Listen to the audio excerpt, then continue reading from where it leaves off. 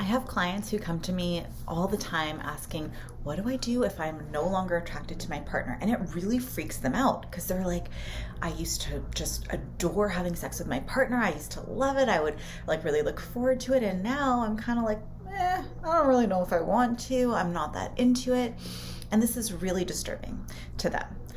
And so what I want to do in this video is, first of all, reassure you that it is very natural for your attraction levels to die down a little bit. And mainly this is because the hormones in your body when you first meet your partner, it's all about connecting in that moment in time. So your hormones, your whole body is basically primed to connect with this person and to want to mate with them.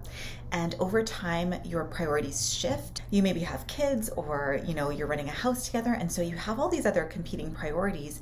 And we can't stay in that state of constantly wanting to jump someone's bones while we have other life things to do. So we've kind of like, our bodies are created so that, we really want to connect in the beginning. And once we have a solid connection, we aren't so interested in the sex part of it anymore. But that does not mean that you have to stop having a satisfying sex life. And so I think it's really important to remember that in the beginning, your hormones are really helping you along, but later on in your relationship, it's up to you to actually create an environment internally, like in your own mind and in your own body, and externally, safety with your partner, and create, moments where you can physically connect that will help you to more easily physically connect. So I always think about systems in relationships. I think it's really important to create systems that we can rely on. And so what I suggest to partners is, firstly, to do a little bit of research and collect some data. So where does your mind go when the thought of having sex with your partner comes up? If you're not feeling as attracted to your partner, is it a specific thing like their body type no longer does it for me? Or I don't like the way they smell? Or is it something like that? Is it the type of thing where it's like, well, I don't feel respected in this relationship, therefore I don't feel open to connecting?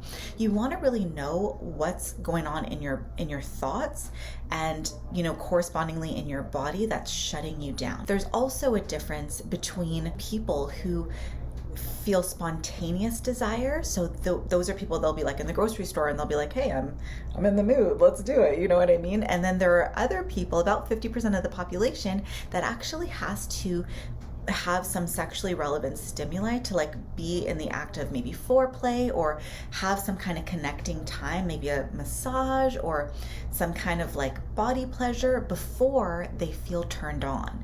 So what I want you to do is really just kind of like take notes, really get in your own mind about what's happening for me when I think about having sex and when am I the most turned on? Is it after we've started to have some foreplay? And maybe that's the reason why, because in the beginning, that's not the case. In the beginning, you kind of always want to have sex. But over time, then you start to realize, oh, I only want to have sex like, once we've already started the act, then I kind of relax. If it's a situation where you don't feel respected, you don't feel heard in your relationship, then you're going to want to work on your actual relationship and then work on the sex part of it. Because we need safety and trust. We need security. We need like a secure foundation in order to really feel open to being vulnerable, because sex is incredibly vulnerable, incredibly exposing. So once you figured out what's going on internally, what's at the heart of you not really feeling that open to sex, whether it's a specific thing your partner's doing, whether it's feeling disconnected in the relationship, whether it's the fact that maybe you need to kind of engage in foreplay before you have sex, then you can start to figure out, well, where do I want to be with this? Where do I want my thoughts to go? How do I want to feel around my partner? Because what we often don't realize is that our partner is not the one who turns us on, we turn ourselves on.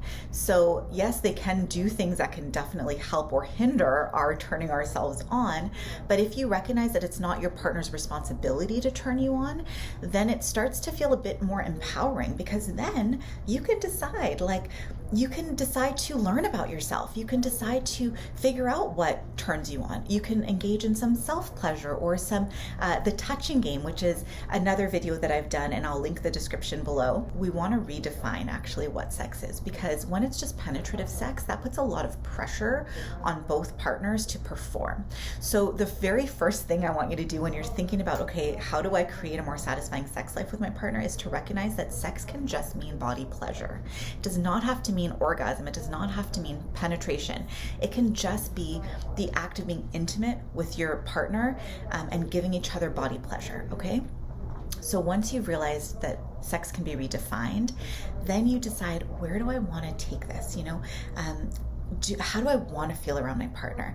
And you can really allow yourself to just get into a willing state to say, we are going to create a system around this where we touch each other for like 5 or 10 minutes a day, and I'm going to be willing to be aroused. I'm going to see what works for me. I'm going to experiment, and I'm also going to see what works for my partner, because maybe it turns me on when my partner's turned on, right? So you're going to approach it with an entirely new mindset where it's not like, I need my partner to be attractive or to do certain things in order to help me. It's more about, let's just connect, and let's be playful about it, and let's recognize that any time we're spending touching each other or being with each other in a physically intimate way is a good thing. Take the pressure completely off and just focus on creating an environment where you feel comfortable, where you feel safe, and also where you feel playful, and where you allow yourself to be willing to get excited, because that willingness is so important. And all you're going to do is, every time you do this, you're just going to see it as, I'm collecting data. I'm seeing what works for me. And when you find something that works for you, you're going to use positive reinforcement to let your partner know that I really like this, and you're going to maybe write it down on a sheet of paper in a notebook or on your notes app on your phone. Let yourself know that this is the thing that worked for me, so that you can keep reminding yourself that, oh, this is the thing that worked for me. Now I know what it is. We can continue on down that path. And every time you gather new information, you can continue to kind of like write out a little list.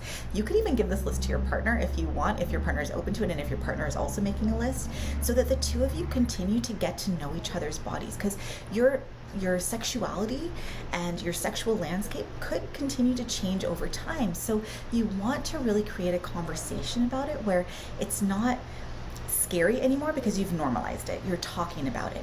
You're allowing each other to change, and you're allowing each other to just be who you are. So a couple of the mindset shifts are in adding a lot more play. So approaching it with kind of like a curiosity and a playfulness. It's recognizing that it's you that's turning yourself on, not your partner. And it's being open about sex. Letting your partner know, hey, I'm just like wanting to discover things about myself, and I want to discover things about you. Let's not focus on the act of sex. Let's actually just focus on being together in a really fun, playful way, and let's let each other know what we like and what we don't like. So I hope this was helpful, and I hope that it gives you some motivation and incentive to just like get into the bedroom with your partner and spend 10 or 20 minutes playing around. Not focused on sex, just focus on being with each other. I'm Jena. I'm a couples counselor, and it was so great sharing this information with you. Like, subscribe, share this with your partner so that they know what you're talking about when you say, I just want to play around. And I will see you in the next video.